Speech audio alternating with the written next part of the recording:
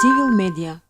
Индексот на економиста е прилично угледен, постои од 2006 година, тој се базира на 60 прашања, кои што се поврзуваат со 5 клучни области, врз основа на кои се мери количеството, да речеме, на демократијата во повеќе од 160 и нешто земји во светот.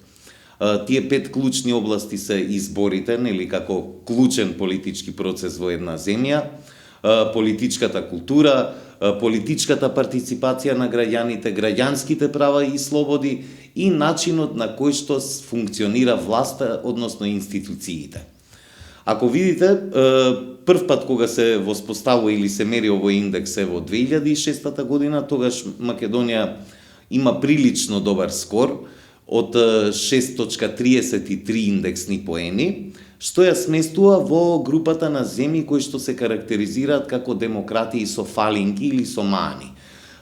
Тие се земјите кои што се во рангот на оценки помеѓу 6 и 8. Од 8 до чиста десетка се земјите кои што се консолидирани или цврсти демократии, а под 6 се веќе оние проблематични земји, односно од 6 до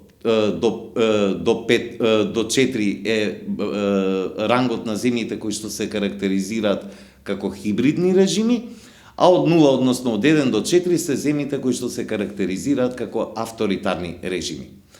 Долго време Македонија, од 2006 до 2016 на овој индекс не бележи никаков раст, освен еден инцидентен раст кој што се поврзува со неколку процеси во 2014 носење на медиумски закони, кои што се добри на хартија и други вакви работи со кои што тогашната власт се трудеше да ги шминка работите околу демократијата, ние постојано во овој 10-годишен период имаме пад и најголемиот пад е оној кој што се случува во 2015 и 2016 година, а сите знаеме што тога се случуваше.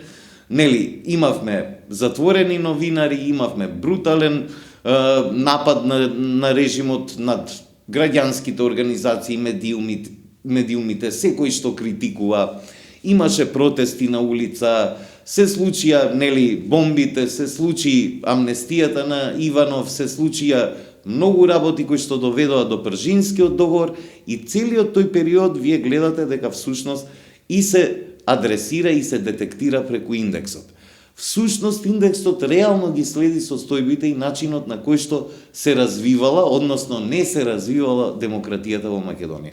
Сега да дојдам до последниот дел на вашето прашање, зошто е напредокот бавен? Ако ги видите овие 5 клучни области, ние во овие 2 години имавме 3 пати гласаа граѓаните, 2 пати на избори, локални и председателски, еднаш на референдум, и оценките таму се добри.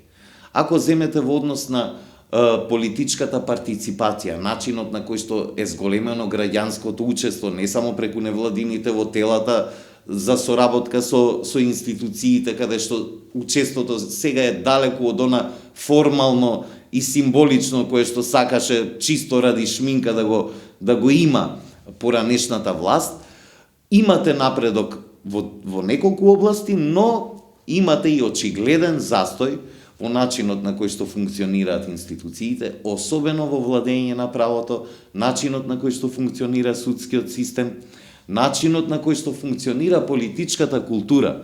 Да не заборавиме, ние сепак не успеваме во овие 2 години, иако, институциите се далеку потранспарентни, има далеку повеќе информации, портпаролите одговараат на секое новинарско прашање, министрите и премиерите се тука постојано пред камерите и одговараат на секое, имате отворени пресконференции за разлика од порано, кога имавте дојава до само неколку редакции дека поранешниот премиер ќе биде негде на терен, например. И сето ова, кога ќе го земете, ова се точките каде што има напредок, но во владењето на правото, во консолидирањето на институциите кои што се уште метастазирани и кои што се инфилтрирани од клиентелизам и корупција и од неспособни луѓе кои што се инсталирани за време на минатата власт.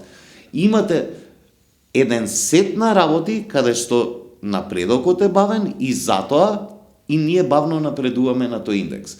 Иако ги видите сега првите години од 2006 до 2014, ние знаеме во реалноста како изгледаше тој пад, кој што во индексни поени на индексот на Економист не е изразен со многу, со неколку децимали. Најголемиот пад се случува во 2015 и 16 кога имаме пад за цели 0,8 индексни поени.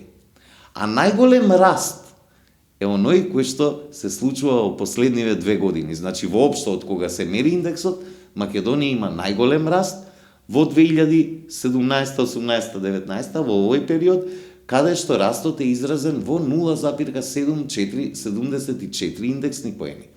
Значи, вака делува малку, но скок од 1 поен на тој индекс, кој што е во 4 категории, може да ве исфрли од една во друга категорија.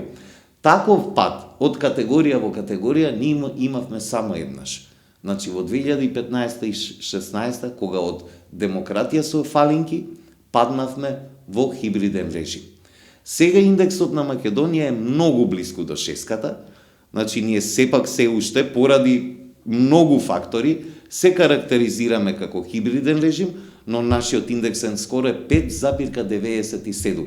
Значи ни фалат 3 децимали за да бидеме веќе шеска и да влеземе повторно во земјите кои што се карактеризираат како демократија со фалинги. Тоа секако не е нешто што треба да не задоволува. Нашата цел треба да биде како општество да ја надминеме осмицата, како еден добар студент кој што нели ќе биде задоволен ако има барем 8 и нагоре. Тоа е тоа што треба сега да го постигнеме како општество.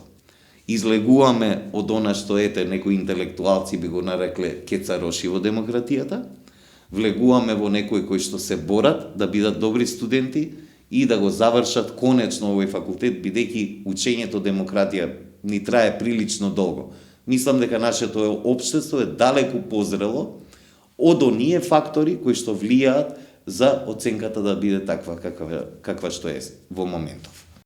Цивил медија